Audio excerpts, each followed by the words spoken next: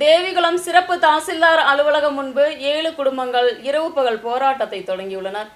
கடந்த தினம் அரசு பூமியில் 7 குடும்பங்கள் தங்குவதற்கு அமைத்த குடிசையை நீக்கம் செய்ததை கண்டித்து போராட்டம் தொடங்கப்பட்டுள்ளது.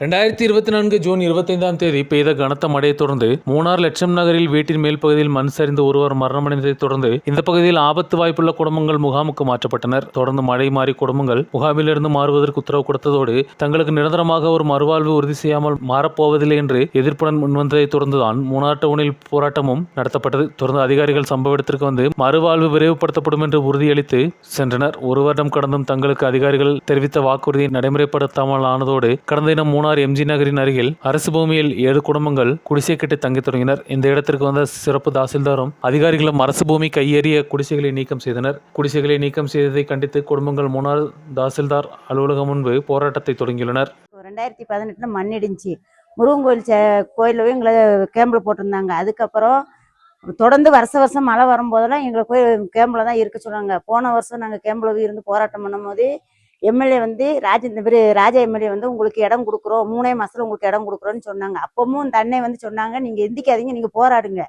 சொன்னாங்க. நீங்க போராடுங்க, நாங்க இருக்கோம் அப்படின்னு. கூட உள்ளவங்க யாருமே கேட்காம அந்த போராட்டத்தை நிப்பாட்டிட்டு எந்திச்சிட்டாங்க. இது வரைக்கும் மறுபடியும் மழை வரப்போது. இது வரைக்கும் எங்களுக்கு எதுவுமே கிடையாது. இங்க இருக்கிறவங்க யாருக்குமே புருஷன் கிடையாது. எல்லாருமே பிள்ளைகளை வச்சு கஷ்டப்படுறவங்க தான் நாங்க இருக்கோம்.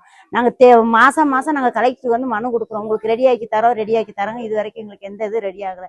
போராட்டத்திற்கு பின்துணையுடன் பிஜேபி தொண்டர்கள் முன்வந்துள்ளனர். பெரிய கையேற்றங்களுக்கு மட்டுமே வருவாய்த்துறை அனுமதி கொடுப்பதாகவும் அதனால் போராட்டம் பலப்படுத்தப்படும் என்றும் பிஜேപി தலைவர்களும் தொண்டர்களுം தெரிவித்தனர். ഈ ഷെഡ് പൊളിക്കുന്നത് ഈ കഴിഞ്ഞ വെള്ളിയാഴ്ചയാണ്. അന്നത്തെ ദിവസം ഇവിടെ നല്ല മഴയായിരുന്നു. ആ ദിവസം അവർ കിടന്നുറങ്ങിയത് ഒരു ജീപ്പിൻ്റെ അകത്താണ്.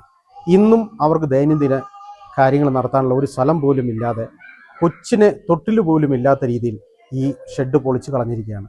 ഇതിനെതിരെ ശക്തമായ നടപടി ബിജെപി എടുക്കും. ഇവരെ എവിടെയെങ്കിലും പുനരധിവസിക്കാനുള്ള എല്ലാവിധ ഇതും ഈ സർക്കാർ നൽകിയില്ലെങ്കിൽ പ്രക്ഷോഭമായിട്ട് മുന്നോട്ട് വരുമെന്നാണ് ബിജെപി ജില്ലാ കമ്മിറ്റിക്ക് വേണ്ടി എനിക്ക് പറയാനുള്ളത്.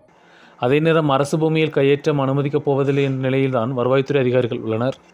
News bureau, Munnar.